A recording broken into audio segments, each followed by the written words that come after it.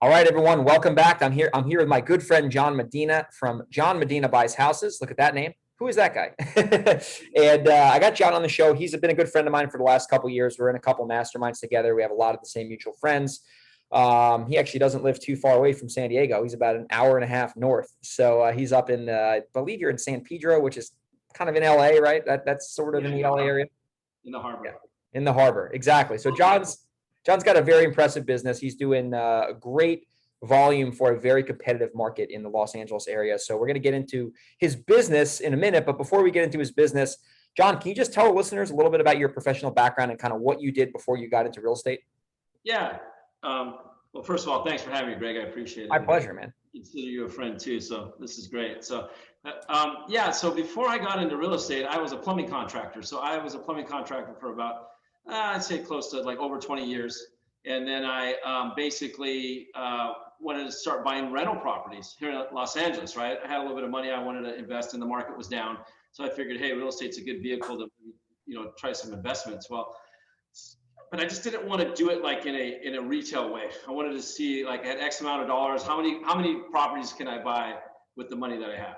Right? Yeah, for sure. I want to leverage myself, so to speak. So I started just kind of doing my research and went to a weekend seminar, in 2009 and kind of learned a little bit about everything. And then about 2012, I finally decided, hey, I need to do something because 3 years of studying is just, I was scared, fearful, like most people. Yeah. So I met a local guy here. His name was Bruce Norris, and he had a boot camp, and I went to his boot camp, and I took it once, and I figured, okay, now I'm really dangerous, but then I still feel fearful. I didn't know what to do, so I figured I better go back for a second time. Round two. And really get, just because I thought there was this more magic out there that I needed to know. And at the end of the day, you know what? I think it was around this time, July of 2012. I said I just got to go for it, and I basically started buying short sales that I was going to keep for rentals. And then, this is now 12 and then into 13. And 13, I started thinking, wow, I could sell these things and make money. And I was kind of tired of plumbing. I did it since I was 19, it was like my kind of like right out of high school. Yeah. I was like, man, maybe I could like make a living doing flipping houses. And so, yeah, I just kind of like in 2013, I told my wife, I think I'm going to switch businesses. And she's like, hey, you've been successful at this. I'm sure you could do good at that. So I just kind of just made a decision like 2014, let's go full time. And here I am. So you're a plumbing contractor. It's very interesting. That's like a sub niche within the real estate like umbrella. Like obviously plumbing is a major component of all the rehabs that I do. So were you just basically subbing out large plumbing jobs? So like, let's say there's a development going on in, I don't know, Garden City or wherever you are up there, and like Garden Grove, sorry. Like you would have, you would basically like have like the plumbing contract for like the 5-unit subdivision, or were you doing like more house calls? Like how did that work? Yeah. Well, I started out doing house calls. Actually, I started out basically when I got into plumbing, I wanted to do new construction. So I worked on like apartments and condos and houses and then even got into hospitals and stuff. I worked for 2 companies, right? So I did a little bit of that. So a little bit well-rounded. Then I just decided, like I did with the real estate story, I just decided I'm going to go on my own. And like when I was 24. Yeah. So I kind of had to get some jobs from, my grandma's friends around town here. Yeah. And I just had to do some fix-it work that I didn't like, right? So as I progressed on, I eventually ended up doing like commercial plumbing in bigger like LMU, like, which is a university. Tom's Shoes. I did some bigger warehouses, and I had some good warehouse accounts. And I was basically just like working for contractors, right? So that's kind of, but I knew the whole scope of construction because I had to put the plumbing in at a certain time. So I had to know how the framing worked. I had to know how the HVAC guy worked, how the electrical worked. I had to work with all these guys within a building like within a system, right? So it gave me a lot of knowledge in rehab because it was basically, it was almost, it's interesting. It was real easy to like. Back then, I didn't have to market or do anything, right? It was short sales through agents. So I'd get a project, I would be off and running. I'd start working myself, and I had a group of guys, bring my plumbers in or guys that I knew from the jobs. They would work for cash or whatever was going on, and I was able to kind of build up a little crew from just guys that I knew. So that was the easy part, right? So that's when you could buy. That's when the MLS was really a good place to get deals back then. Yeah, that especially in Southern California. I mean, you guys got decimated out there with the 2008, 9, 10 shenanigans and San Diego, Phoenix. So you jump into the rehab business, in the beginning, Now, I want to fast forward up to what you guys are doing today, because I have personally been able to see the evolution of you and Ricky. And before we get into that, actually, how did you meet Ricky? Because Ricky and I are tight. We're not too far apart in age, and I've known Ricky for a long time. How did you and Ricky? Wasn't it some? Didn't you like see him somewhere randomly at a house, or it's like I kind of vividly remember it? But how did you? Because Ricky's an all-star. Yeah, it's funny. So I was looking at my window here. I mean, 9th Street. Like, I'm in our town. I was driving up 9th Street one day, and I saw this sign. It said open house. A Saturday. I worked on a Saturday. It's about 4:00. Open house. Ricky Magana. And I recognized Ricky's name from town. Ricky owns a gym too, so he writes writes a column in our local newspaper that comes out once a month. So I said, oh, let's go to open house. Hey, I'm on my way home. Pull over and just met Ricky. We hit it off, and I just told him, hey, and it was a fixer-upper, believe it or not. So we just kind of made a relationship from there, and we just started kind of like, just kind of built, like the original relationship we had is like, he's like, hey, I want to learn this, which was smart on his behalf. He's like, I don't mind working for you for free, just to learn. And I says, well, I don't want you to work for free. So when I rehab a house, I'll give you the listing. So not working for free, you're just going to get a listing from me. Like my buddies would do it for 2%, right? And I piss off a couple of my good friends because they're realtors.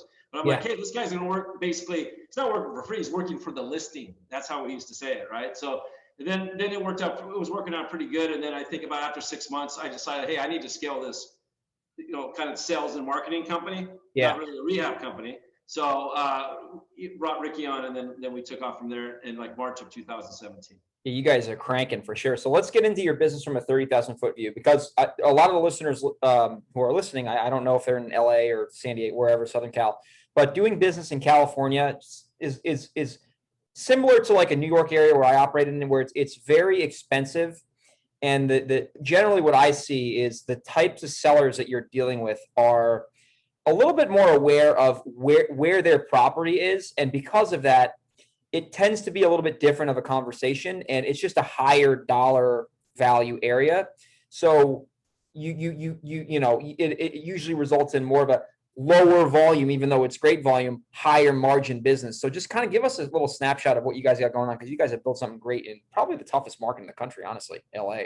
Yeah, I mean, you're in San Diego right now. It's there too. It's California and New York in general, right? And there's a couple places in between. So, what I think this was working for us is just basically like, from all the kind of, like you said, masterminds and the coaching I have, it's like we got everything down to a system. So we're really systemizing, and we're really working that system, right? So, and we even did some coaching with you before, like on the sales process, right? So, what's really improved for us is that we have Peggy's her name. She answers the phone. She's really good at working the sales process. So we're doing really good on the sales process as far as getting everything from the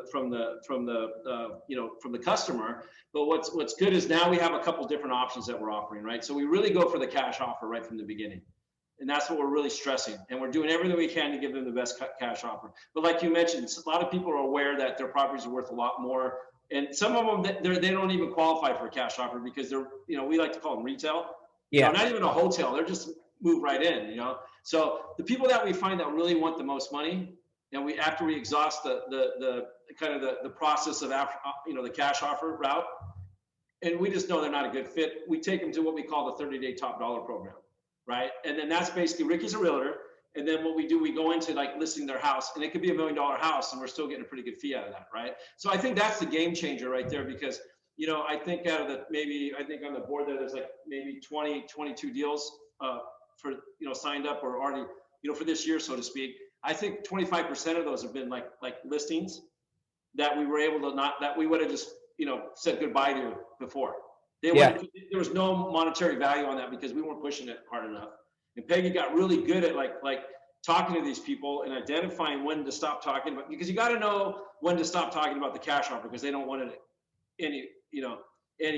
it's done. A man came in to sign some paperwork. He's 88, so no DocuSign with this guy, right? But right away, he came in and talked to us. And I'm not involved with the sales process. And Ricky and Peggy handle that, and they do a great job. But this man's name was Juan, and he just wanted the top dollar program. So I kind of gave him a soft cash offer to run the numbers with him. And then he wanted the top dollar program. So we just served it up to him, and I don't know, it's probably a $560,000 property at 2.5%. So do the math. It's like a wholesale fee somewhere else, So, but that's how we've been able to kind of realize, like, And then what that does is it gets you cash flow, and it makes it fun when you get deals, right? So now we're having fun. We're not reporting on our zeros all the time, which get, we don't have any sales. It sucks. So I've been there for a long time, right? We've both been there. It's like you're working your ass off and you don't have any sales and then you don't have any income. It's not fun, So that's kind of one of the game changers that's been for us, is like just having a couple more options to offer people, because owner financing out here, I don't know, I've never been able to get it. I did it once. It was a doozy. I did it in San Diego. It's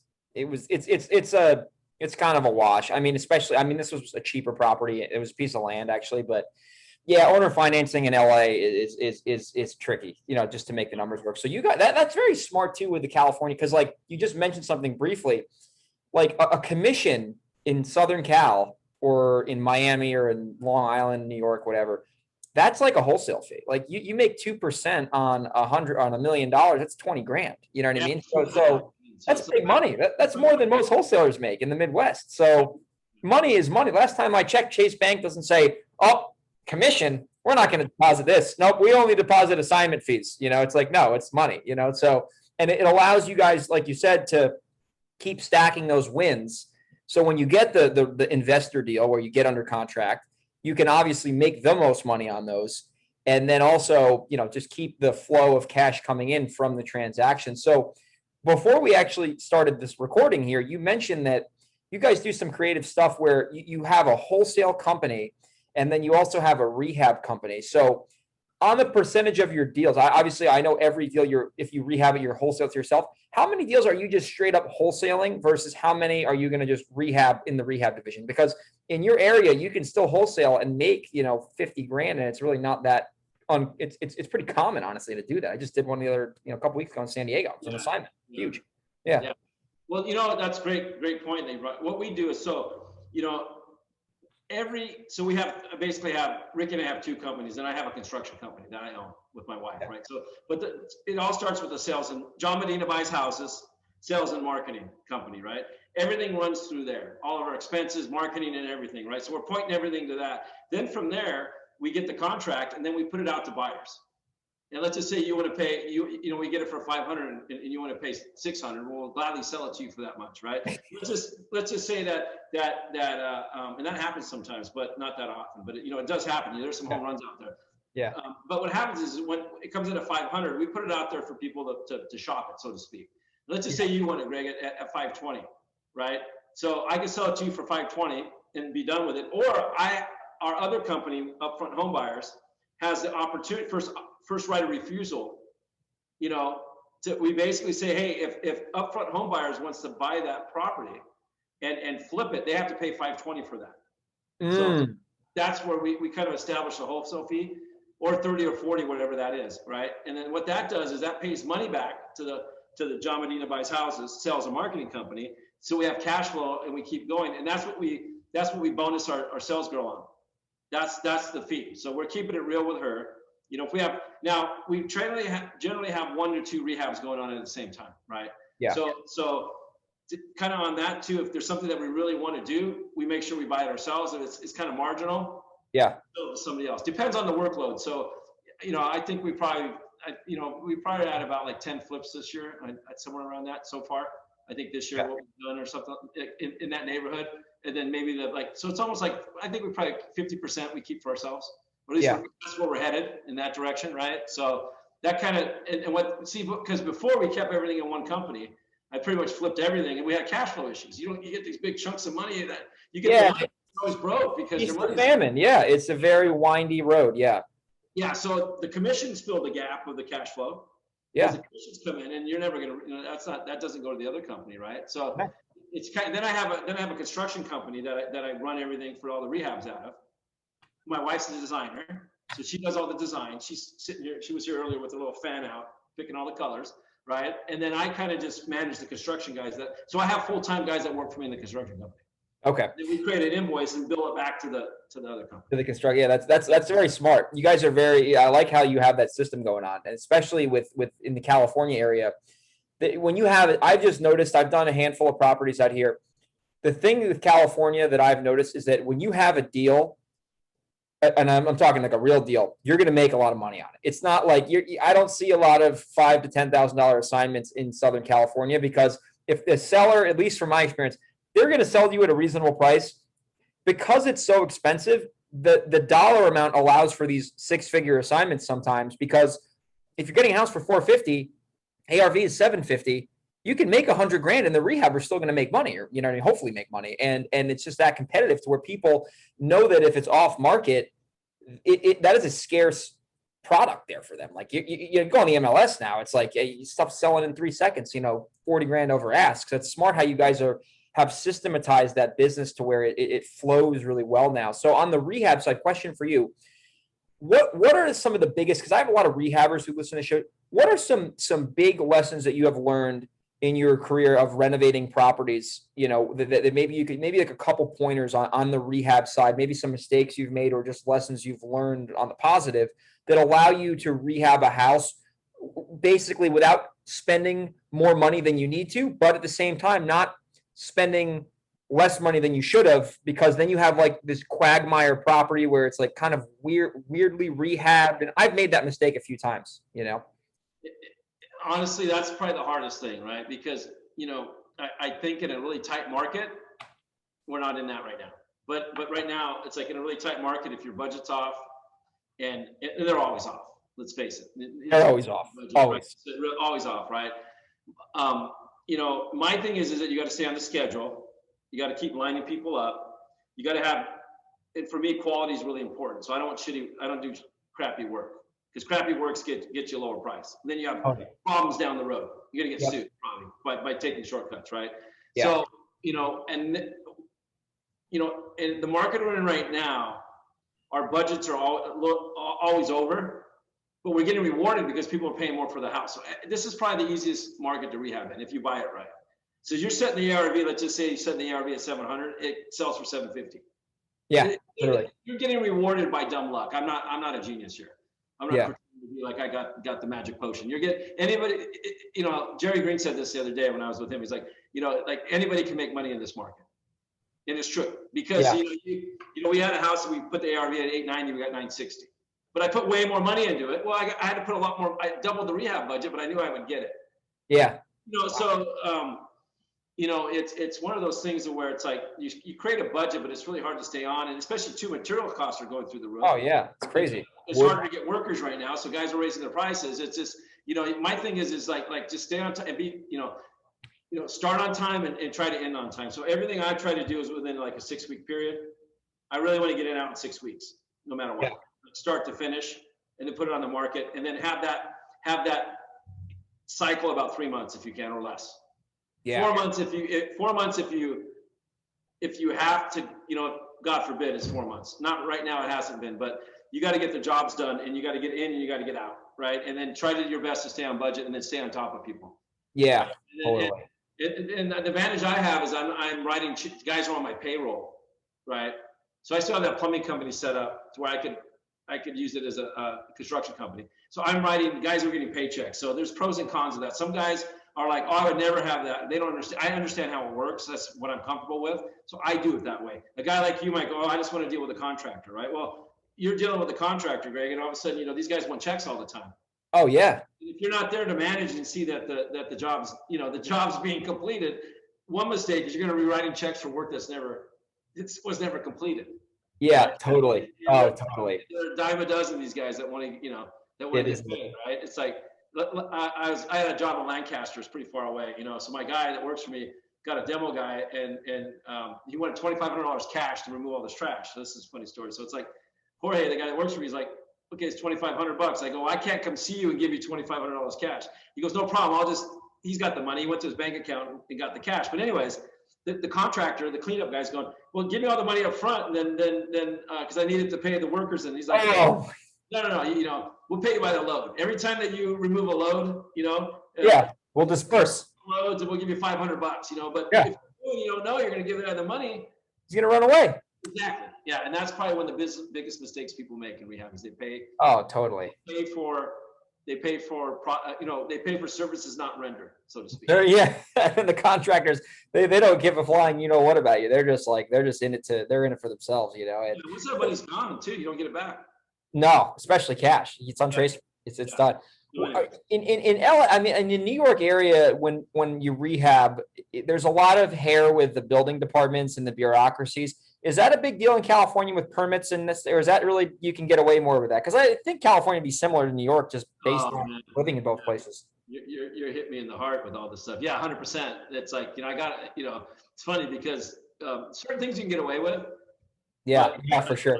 I just got in trouble last project, so now I'm back to like, okay, get a permit before you start. Is it a pain in the butt? Is it very bureaucratic there? Because in Long Island, for example, like not too far from where I grew up, there's like 18 villages in one town, and like some villages, so you got to know like the submarkets of the submarkets of the, like, I feel like in California it's probably similar. Like they got the building departments cruising around, they're looking in the windows, being like, what the hell's going on here? They red tag you, and then you're just done. Exactly, it's the same.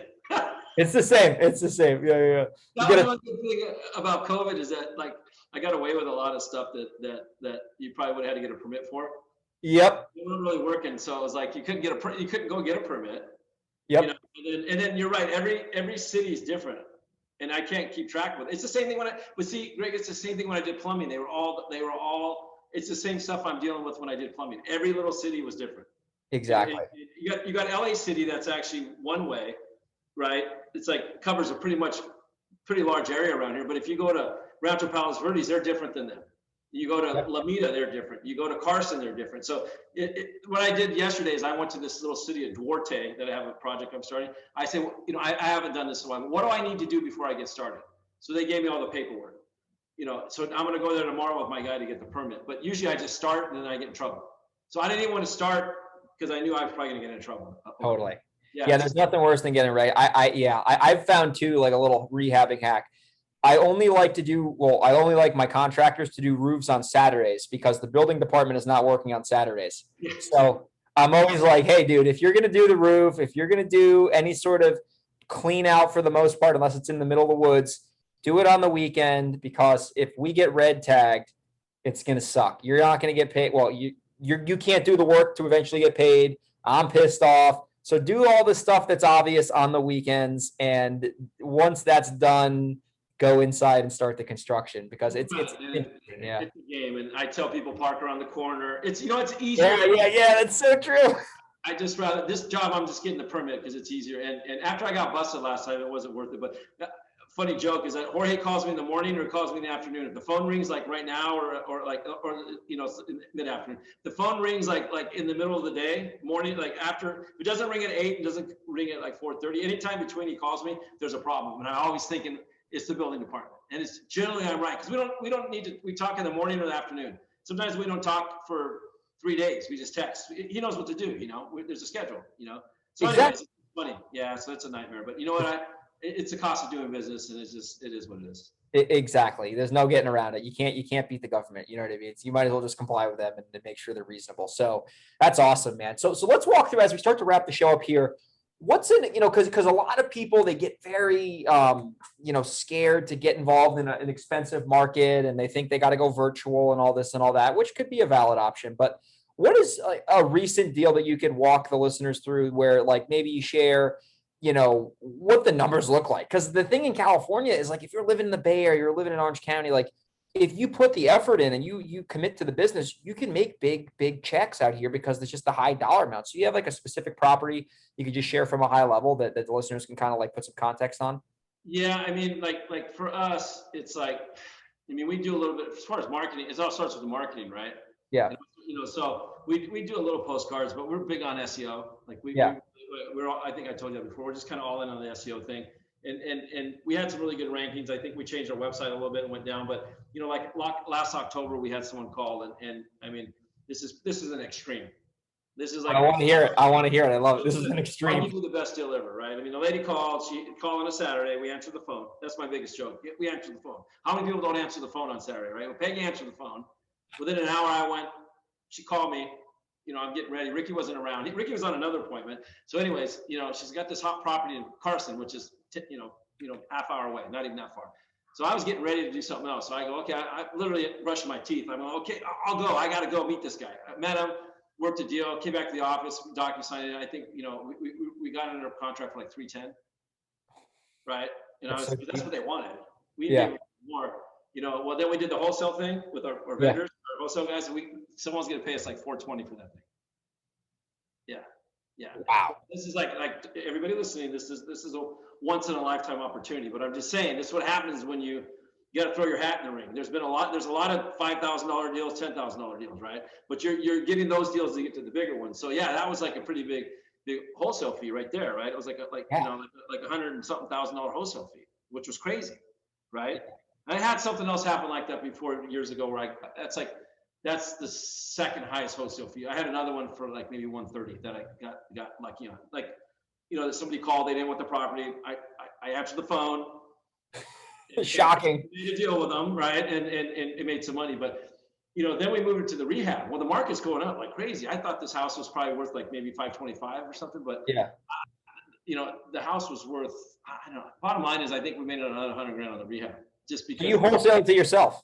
We wholesaled to ourselves and made 110 grand, and then we fixed it up and flipped it and made like another 100 grand on top of that. So it was I think it was like 225 or something. It was insane. But don't, you know how it is. Like I'm not bragging. I actually don't like talking about it because I feel like I'm gonna go to hell for it. You know what I mean? Yeah, no. But the reason I want to show people that it is possible. You know what I mean? Like John has plenty of deals where he's probably not sleeping at night, and including deals that I do. So the reason is like I want the listeners to see that that's possible. But like you said, you got to put your hat in the ring. You got to be in the game. You got to be committed to the game. You got to be committed to marketing. And when you do that, you hit a home run sometimes, and it makes it all worth it. And then including base hits. It makes it worth it for like the last two deals I'm doing right now. Just to, like this is technical. We have one deal in LA, Silver Lake. We bought the property. It's an old neighborhood. So the neighbor's sewer is on our property. We found it. We had to do a repair to the sewer. That's a nightmare dealing with the sewer. Yeah. So I don't even want to get into the logistics of that. And then we have another one in Garden Grove where the home inspector found asbestos that I have to spend money to get the asbestos removed, right? So it's like you get really like the last two we're over them now. We came to the solution and we're moving forward. We're going to close on them. But the last two have been hell. I mean, dealing with asbestos and dealing with the city with the neighbor sewer. That's like a horror story. You know what I mean? That's what keeps you up at night because you don't know how to navigate that stuff. It's just when they find asbestos, it's like you're at in California. You're at the state's disposal of what you need to do, literally, right? And even when you find how about the neighbor sewer line? Your neighbor, all of a sudden, his sewer line's on your property, and that's not supposed to happen. The neighbor doesn't want to move a sewer line over, so now you're trying to negotiate with them, and it worked out. But at the end of the day, it's like that's what I'm saying. You throw your hat in the ring, you don't know what's going to happen, right? So you just sometimes you get some ones that are really good, and then sometimes you get some ones that are a little harder. And then there's some deals that, I've lost money on deals before. Yeah. That's the way it goes, right? It's just but you're trying to do, because sometimes you do a deal that's a little slim, but you think you can pull it off. And then the market can correct a little bit down. That's not happening now. But then, so that's the other side of it too, right? I mean, I don't want everybody to think like, wow, he just went out and made this money on one property. And then it's just that easy. No, you're going to go through, there's a lot of shit that it took to get to that. As you know, right? Oh yeah. I mean, that's just the highlight. That's just like the event, that led the process of building a brand in the area and investing in SEO, investing in marketing. That process and that grind gets you results, over time, right? It's not like I'm going to be a real estate investor. I'm going to go rank on Google in 2 weeks and get a crazy lay down deal. Like it's the process. And obviously you and Ricky are committed to mastering your craft and mastering the process. And that's why you guys are as successful as you guys are. So John, this is a lot of fun, man. If people wanted to connect with you, maybe they're another investor in LA, they want to maybe wholesale you houses or JV or whatever, like what's the best way for them to find you and reach out if they're interested? Yeah, they could, you could email, it's probably the best thing to just go to Peggy. Her email is help@johnmedinabuysHouses.com, right? Okay. We have a website, johnmedinabuysHouses.com. You can go on there too. But it's probably better just to email Peggy at, like I said, help@johnmedinabuysHouses.com. Or you can give her a call at 310-928-9688. And she always answers the phone. And then you can just say, hey, I saw John on a pod. Whatever you tell her, she'll she'll get it to me. That's awesome. Well, listen, we'll make sure my assistant will be listening to this. She'll put all this in the show notes, and I'm sure some people will be reaching out. You can work with some other people local to your area. John, thanks so much for being a guest on my show. I really enjoyed it. Yeah, thanks, Greg. Thanks for having me. Appreciate it.